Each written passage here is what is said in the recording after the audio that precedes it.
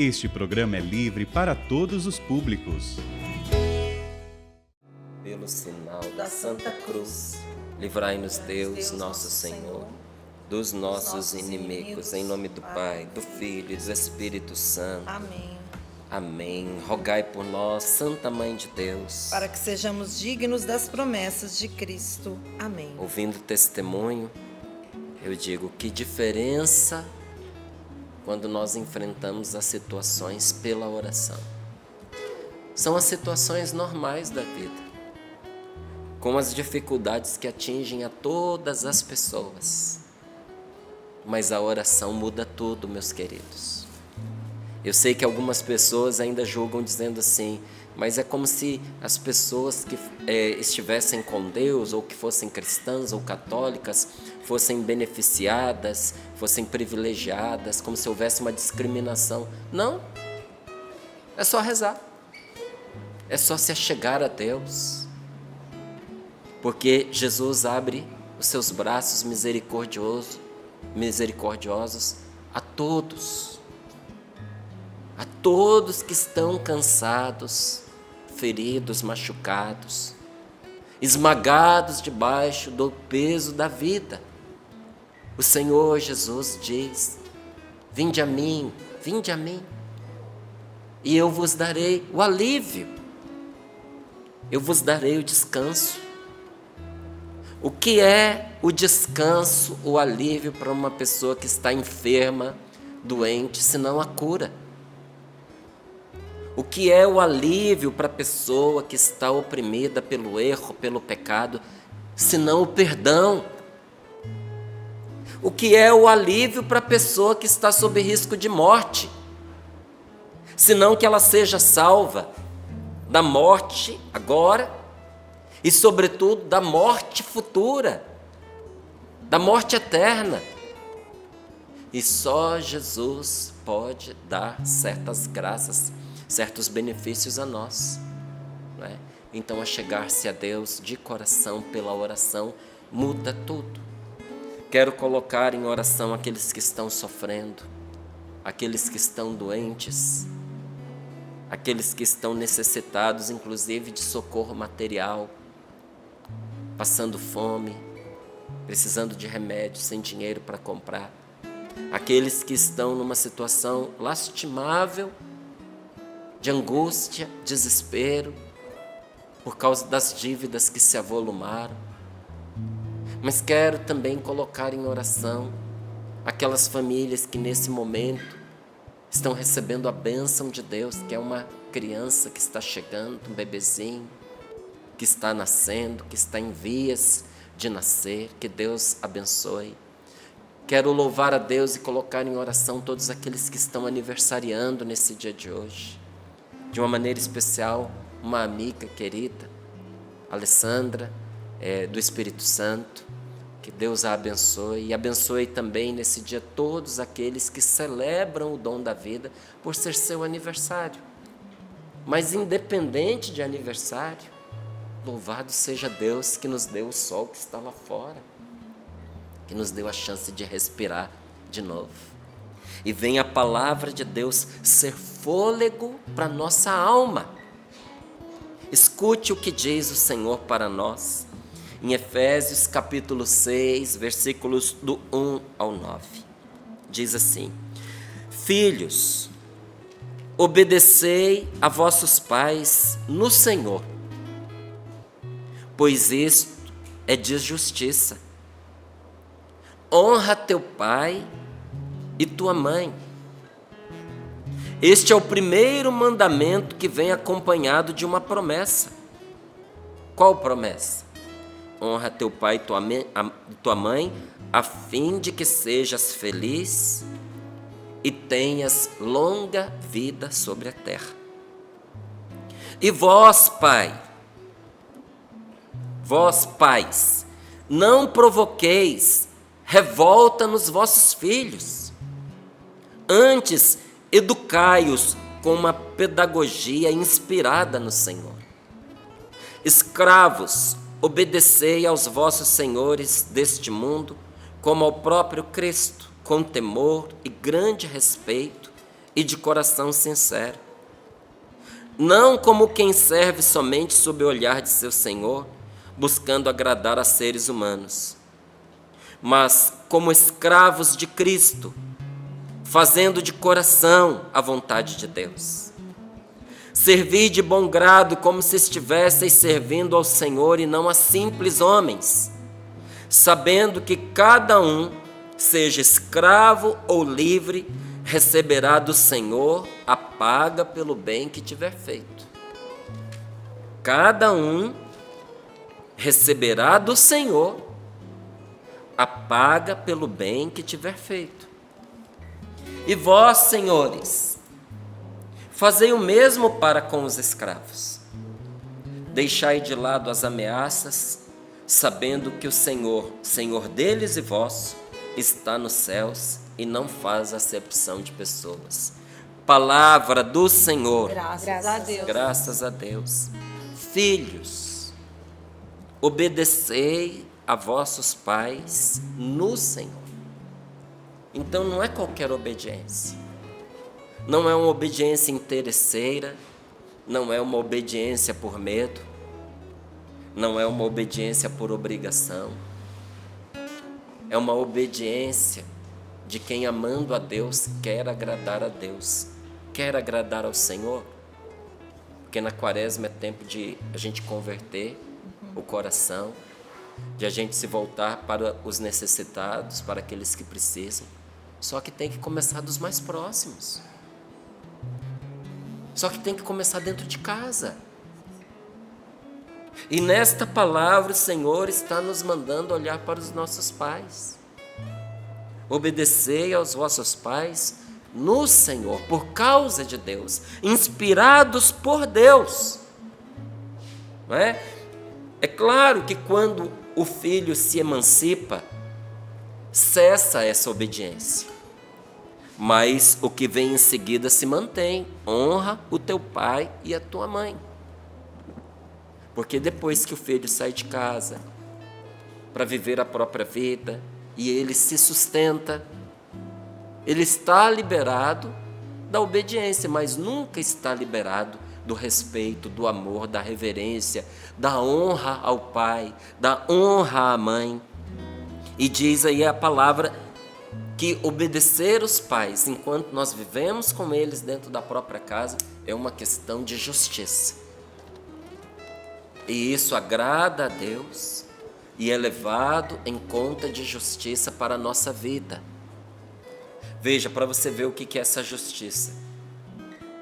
Abraão teve fé. E a fé que Abraão teve, a confiança que ele teve em Deus, foi levada em conta de justiça. E o que isso trouxe para Abraão? Trouxe vida longa. Trouxe posteridade, filhos e filhos abençoados para um pai idoso casado com uma mulher estéril.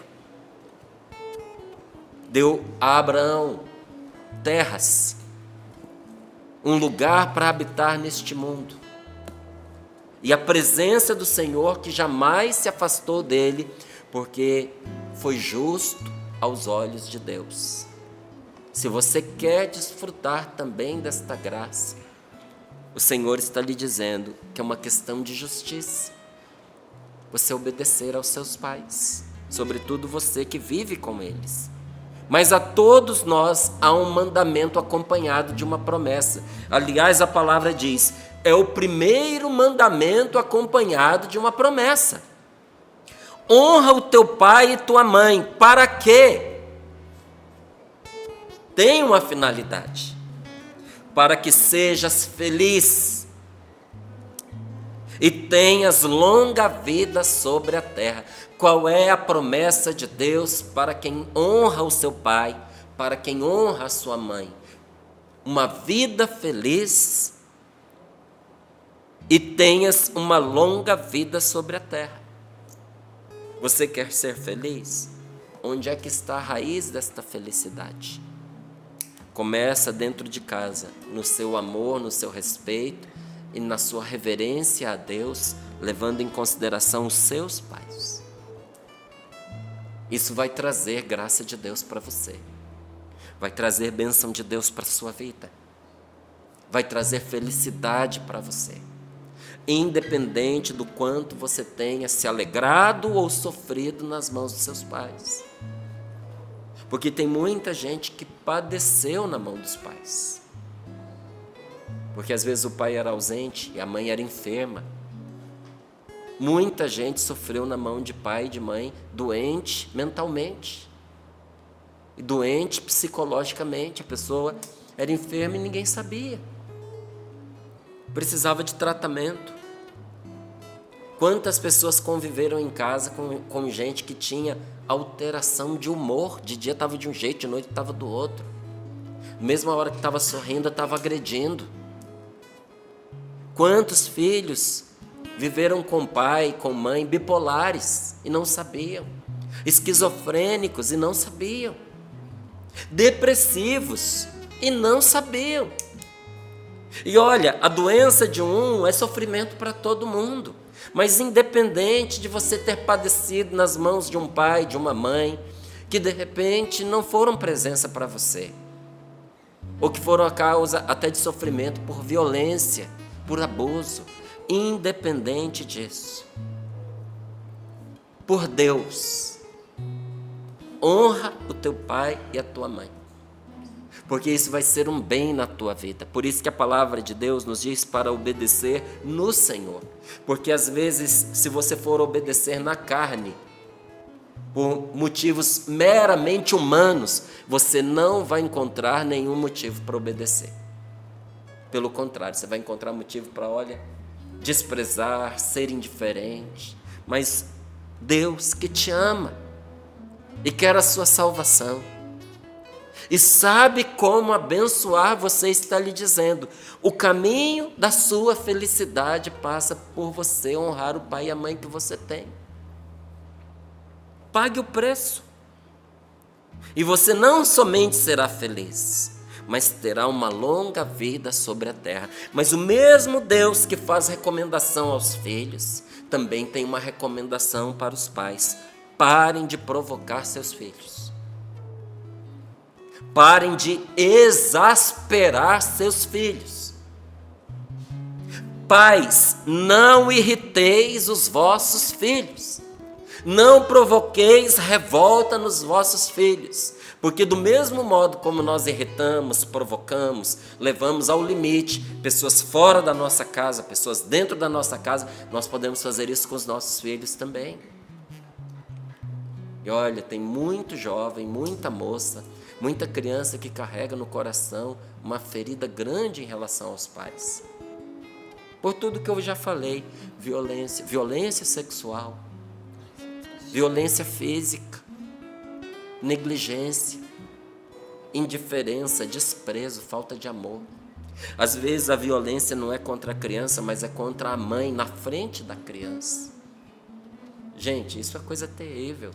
Isso deixa marcas para o resto da vida. Às vezes é a agressão contra o pai na frente do menino, da menina. Por vezes é o abandono. Por vezes é um pai exigir do filho aquilo que ele não faz. Ele exige, mas ele não dá o exemplo. Olha, quantos de nós vimos situações assim, do pai e da mãe mandar o filho, inclusive, para a missa, mas eles não vão. Se arruma, se veste. Hoje é dia domingo, é dia de ir na missa. Vocês vão na missa, mas vocês não vão. Não estou perguntando, mas vocês é para ir. Só vai sair se for à missa. Entende? Ok. Você propor que o seu filho vá à missa, vá à igreja, é uma coisa boa. Mas deixa de ser boa quando o que você diz com as palavras você não mostra com a sua atitude. O que isso causa? Causa revolta, indignação, tristeza.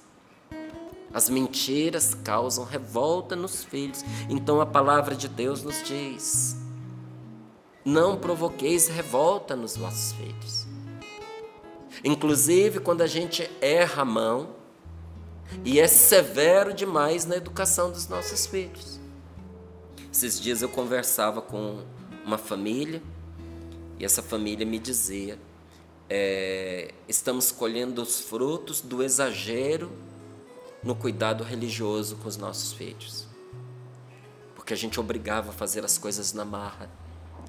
A gente exigia a oração, a gente obrigava a rezar o terço, a gente obrigava a ir à missa, e só que eles perceberam que não houve uma pedagogia inspirada por Deus.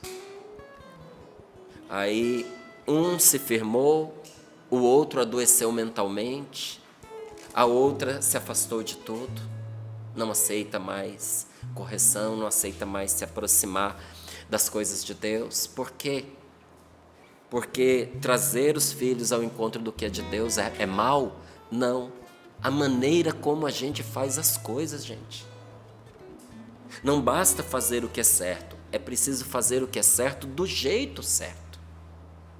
E se você disser assim, mas Márcio, eu não sei se o jeito que eu estou fazendo é o jeito certo. Quando a gente faz o que faz por amor, a gente não erra. Porque quem ama não peca. Agora, quando a gente quer fazer o certo, mas usa atalhos porque a gente está cansado, porque dá trabalho acompanhar a pessoa, porque você já falou 1, 2, 3 vezes, você não quer falar de novo. Quando a gente quer se poupar ao trabalho e ter resultados, aí não é mais o amor que está governando aquela decisão que até no início era amorosa. Aí é o nosso cansaço, é o nosso conforto que está exigindo. Nessa hora a gente erra a mão. Quando a gente enfia um filho na igreja, não porque ele vai ter um encontro pessoal com Deus e o Senhor há de ser a salvação dele, mas para fazer vista para os outros, para fazer cena, para aparecer. Como é que imagina eu, missionário da Canção Nova, se os meus filhos não me acompanham em tudo, o que as pessoas vão pensar de mim? Então eu pego, vem cá moleque, pego pelo pescoço, você vai querendo ou não querendo. Não é porque eu estou preocupado com ele, é porque eu estou preocupado com o que os outros vão ver e vão falar. Gente, que me preocupa o que os outros vão ver e vão falar? Ou nós fazemos pelo bem da pessoa, ou os frutos negativos virão pela revolta, pela tristeza, pela angústia. Quando você vê, às vezes, os filhos muito rebeldes, sem querer ouvir falar de Deus, ou fazendo tudo o contrário, pode ter certeza que lá atrás houve um errinho aí no equilíbrio, ou para mais ou para menos, ou pelo desleixo ou pelo excesso. Não provoqueis revolta nos vossos filhos, mas antes educai-os com uma pedagogia inspirada no Senhor. Servos, empregados, obedeceis aos vossos senhores, aos vossos patrões deste mundo, às autoridades deste mundo, como se você estivesse obedecendo ao próprio Cristo, com temor e grande respeito e de coração sincero, não como quem serve somente sob o olhar do seu Senhor. Olha aqui, de novo, não como quem faz para aparecer, não como quem faz para ser visto, não como quem faz somente pela frente, buscando agradar a seres humanos, mas faça como servo de Cristo. Já que você tem que fazer mesmo, faz de coração. Faz como quem faz para agradar a vontade de Deus. Servir de bom grado, como se estivesse servindo ao Senhor Jesus e não a simples homens, sabendo que cada um, olha aqui como não está falando só de servo e de patrão. Olha aqui como não está falando só de gente que está sujeita pela força, como é o caso de um escravo. Sabendo que cada um, escravo ou livre, você não é escravo, você é livre, mas essa palavra se aplica a você e a mim. Sabendo que cada um, escravo ou livre, receberá do Senhor a paga pelo bem que tiver feito. E vós, senhores, e vós, autoridades, chefes, patrões, pessoas que estão no comando, no governo, pessoas que têm uma autoridade de força, como é a autoridade militar, policial. Vós, senhores, fazei o mesmo para com aqueles que estão sujeitos a vós. Deixai de lado as ameaças. sabendo que o Senhor, que é Senhor deles e também de vocês, está nos céus e não faz acepção de pessoas. Mas é maravilhosa essa palavra desde o início, quando ela diz: honra teu pai e tua mãe. Este é o primeiro mandamento que vem acompanhado de uma promessa, a fim de que sejas feliz e tenhas longa vida sobre a terra. Gente, é uma bênção que está contida nesta palavra, para que você seja feliz e viva bem e viva muito. É uma bênção prometida, porque poderia ser uma promessa de coisa ruim também, mas é uma bênção garantida com força de uma promessa, ou seja, Deus está empenhado na sua palavra, garantindo que se você fizer a sua parte, impossível que Ele não faça a dele. E agora aqui um detalhe que muitos se esquecem: é uma bênção que também alcança o cônjuge, é uma bênção que também alcança os filhos, os netos. E eu vejo quantas pessoas sofrem nas suas famílias porque não conseguem entender que existem certas maneiras da gente se relacionar com a família do nosso cônjuge que se torna uma dor, um sofrimento e às vezes até uma maldição na vida da gente. Vou dizer de outra maneira: minha querida amiga, para o bem da sua família, o seu marido precisa honrar o pai e a mãe dele. Não impeça o seu marido de ir à casa do pai e da mãe dele. Não impeça o seu marido de ser generoso com o pai e com a mãe dele, de ajudar, se eles estão precisando, de ajudar com trabalho, com serviço, indo lá, limpando, arrumando, de ajudar materialmente, se for o caso. Porque, veja, a esposa é carne do marido, o marido é carne da esposa. Você e o seu esposo são um só, mas os pais dele são a raiz dele. E se o seu marido estiver doente nas raízes dele, porque de onde ele veio? Veio do pai e da mãe.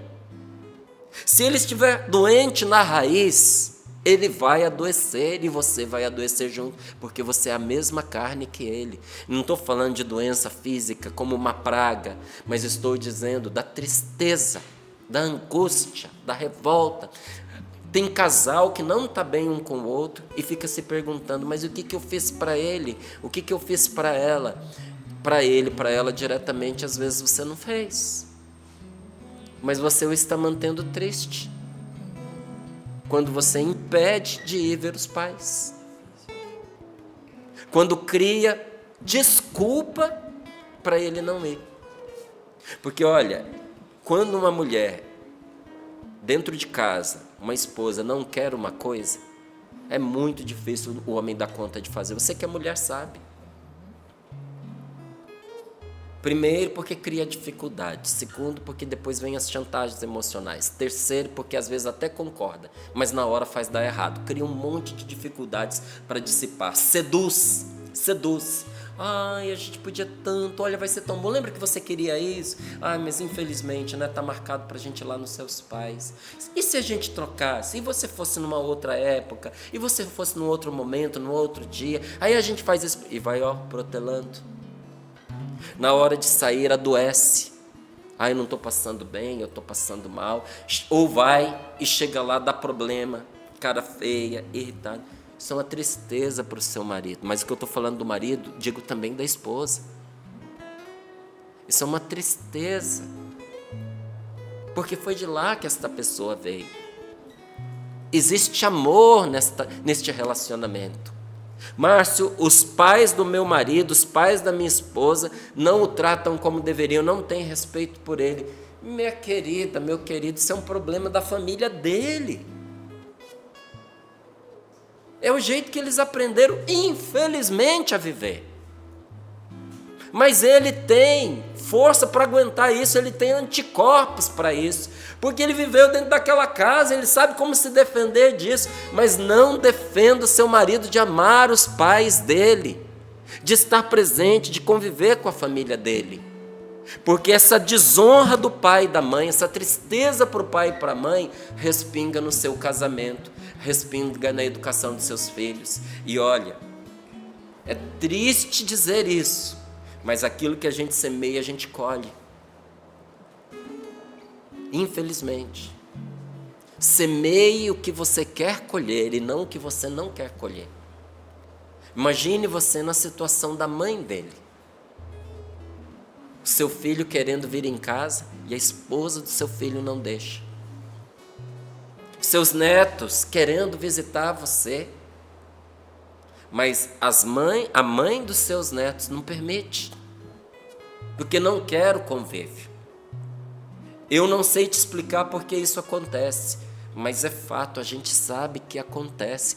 Quebra esse ciclo de maldição. Quebra esse ranço hoje, agora. Quebra primeiro pela vontade, pela força de vontade, pelo desejo de romper com esse mal. E depois você vai dando passos pequenininhos na medida que você consegue. Olha como eu sou grato à minha esposa. Quantas vezes eu, em meio a tantas tarefas, atividades aqui na Canção Nova, atividades com os meus filhos e minha esposa, muitas vezes, não foram poucas. Você precisa visitar os seus pais. Você precisa ir ao encontro do seu pai. Você precisa estar com a sua mãe. Você já ligou para a sua mãe? E de tanto ela fazer, eu aprendi. E passei a fazer o mesmo com ela. Já tem tempo que você não visita a sua mãe. Vamos dar uma passadinha por lá. Você já falou com ela? Porque ao honrar a mãe dela, isso se torna causa de felicidade e vida longa para ela. E eu que a amo, eu quero a minha esposa feliz e que ela viva bastante. Você ama o seu marido? A felicidade dele é a sua felicidade. Se você quiser entender a força do que eu estou lhe dizendo, experimente viver com ele infeliz. Quem é infeliz faz os outros infelizes.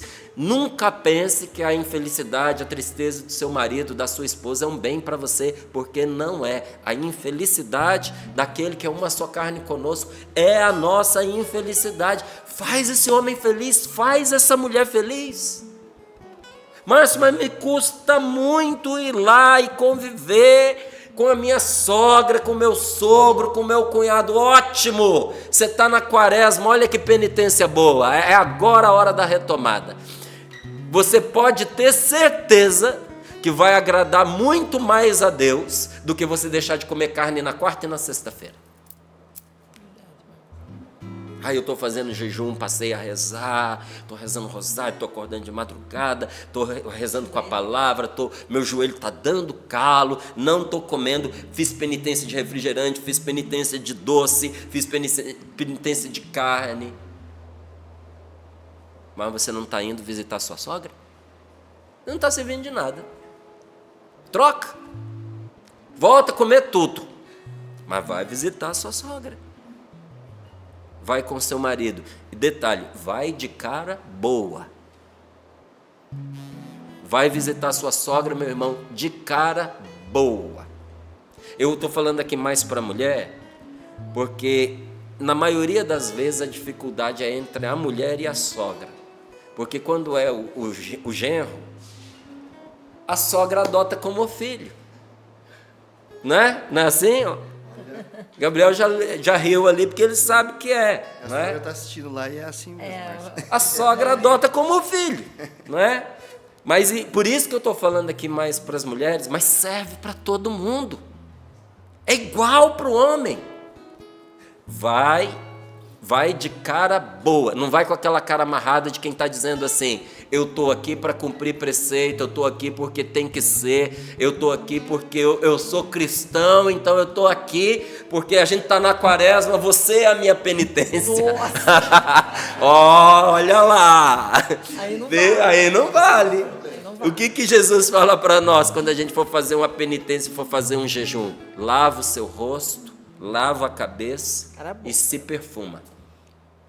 Para ninguém saber que você está fazendo penitência. vai de cara boa. Recomece o relacionamento, tantas vezes ferido e machucado. E você vai perceber que junto com recomeçar esse relacionamento, você vai estar recomeçando a felicidade dentro da sua vida. Você vai se surpreender com as graças de Deus que você vai receber, com as portas que vão se abrir, com as coisas que vão se endireitar, inclusive dentro do seu matrimônio. Gente, a palavra diz aqui: obedecei a vossos pais no Senhor, pois isso é de justiça. Não é justo quando a gente priva os netos de conviverem com os avós. Eu não gosto porque a mãe do meu esposo, a mãe da minha esposa não respeita, faz tudo o contrário, dá comida na hora que não deve, deixa assistir.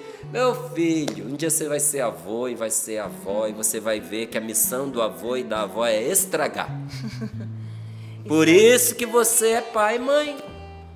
Quem é que vai disciplinar, quem é que vai corrigir é você. O vô e a avó tem pouco tempo de vida aí pela frente. A tarefa deles é agradar, neto.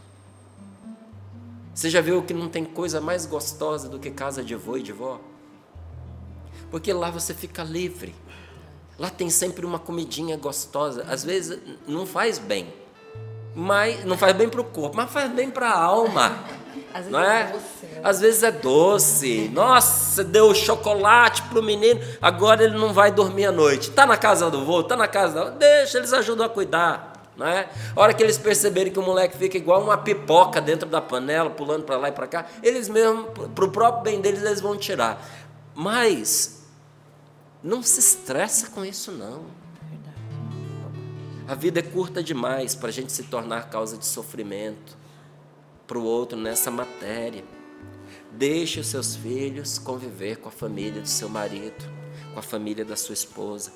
E se você sofre com isso, tem que aprender a conversar com o seu esposo, com a sua esposa, sem acusações, sem agressões, mas tem que falar. Olha, me magoa, eu me sinto ferido. Quando você cria dificuldades para eu ver meu pai e minha mãe, eu preciso. Eu sou filho, eu tenho que honrá-los. Eles precisam da minha ajuda. Falar com o outro. Se fosse você no lugar deles, como é que você ia se sentir? Se colocar no... Mas eu não gosto. Tá bom, como é que eu posso fazer para tornar menos difícil para você? Negocia. Negocia. Olha, o encontro entre duas famílias não é fácil. E lá em casa sempre foi negociado. Porque a gente não entrou no casamento sabendo como fazer. E o que eu e a Rose combinamos? No que diz respeito à minha família, você não precisa se manifestar, eu corrijo. No que diz respeito à sua família, você corrige. Eu não vou corrigir minha sogra. Ela é minha sogra, ela não é minha mãe. Eu falo para minha esposa. Falei, não gostei disso aqui. Quem tem que falar é a Rose. A Rose não corrige a minha família. Isso não diz respeito a ela. Porque senão cria litígio entre as famílias. Quem tem que fazer esse papel? Sou eu. É a minha família, eu que tenho que falar. E olha, não tem que esperar o outro vir pedir para a gente falar. A gente precisa, percebeu que o negócio não foi bom? Vai lá, fala, corrige. Porque quando você que é filho fala, mesmo que o seu pai não goste, que a sua mãe não goste, é família, é filho, é sangue. E isso está mais do que resolvido. Agora, quando é o cônjuge que fala, já começa a criar um obstáculo, a abrir um abismo entre eles. Se ajude. Eu queria poupar constrangimento. Você não poupa se você fizer assim. É melhor você, não é? Tem um ditado que diz assim: é melhor ele ficar amarelo do que eu vermelho. É melhor a outra pessoa, às vezes sendo corrigida por você, ficar com aquele sorriso amarelo, do que lá na frente você ficar vermelho de raiva. Então, corrigir as coisas, sabe? A palavra de Deus, ela é uma escola de amor para nós. E quem ama, guarda. Quem ama, protege. Mas não sufoca. Quem ama, liberta, não quer se apoderar da pessoa. Deus faz isso com a gente. Olha, Deus nos ama, nós somos dele, mas ele nos deixa livres, inclusive para a gente se perder se a gente escolher isso, se a gente quiser. E eu faço isso com os outros, ou eu quero que a pessoa seja exatamente o que eu determinei que ela seja. O amor faz a gente ser de Deus, gente, e faz a gente permanecer em Deus. Quando você ama os parentes do seu esposo, da sua esposa, você permanece em Deus por causa desse amor. E eu lhe digo isso, que você que não é casado, saiba que um dia você vai se casar com um marido, ou que você vai se casar com uma mulher, mas não só. Você vai se casar com a família dele e com a família dela. Por isso que é muito importante você que quer casar, namora bem, convive antes, visita a casa da futura sogra. Visita a casa do futuro sogro. E quando você olhar para a sua sogra bem bonita lá num cantinho da casa, você olha e diz assim: eu vou casar com ela.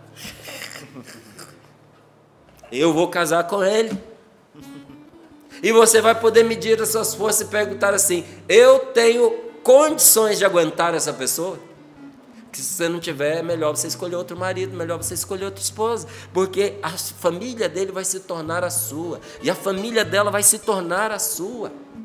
E se você honrar esse pai e essa sua mãe como se fossem seus, Deus vai permanecer com você em tudo que você faz. O amor de Deus não é um sentimento que passa, gente. É um refúgio onde nós podemos ficar e morar. Esse amor que você der vai se tornar uma proteção para você em todas as ocasiões da sua vida. Nem mesmo Satanás vai conseguir acessar você. Tamanha proteção de Deus na sua vida, porque o amor é um abrigo. Eu quero morar no amor de Deus, porque ali o inimigo não pode me alcançar, não pode. Mas para isso Jesus indica a condição: honrar teu pai e tua mãe. Este é o primeiro mandamento que vem acompanhado de uma promessa, a fim de que sejas feliz, ou seja, que a sua felicidade não seja destruída, atacada, espizinhada pelo mal, pelo maligno, e a fim de que tenhas vida longa. Então veja, é uma garantia de saúde interior, felicidade, e de saúde física, vida longa. A proteção de Deus é para dentro e para fora. Se observardes os mandamentos do Senhor, ele diz: permanecereis no meu amor. Para permanecer no amor de Deus, eu preciso passar esse amor adiante. Não tem outro jeito. Eu preciso amar aquele que está mais próximo de mim. Não adianta eu querer escapar desta luz de Deus, dessa orientação de Deus para mim, arremetendo meu amor para aqueles que estão distantes, quando na verdade Deus está olhando a maneira como eu trato meu sogro, meu genro, meu primo, meu tio. O amor de Deus tem uma característica interessante e curiosa, gente. O amor de Deus, ninguém pode desfrutar dele sozinho. A pessoa que quer se sentir amada por Deus, na solidão do seu isolamento, não vai conseguir. Porque no amor de Deus opera uma regra: é dando que se recebe. Então quem se fecha para aqueles que precisam, também se fecha para o amor do Senhor, que deixa de agir na pessoa.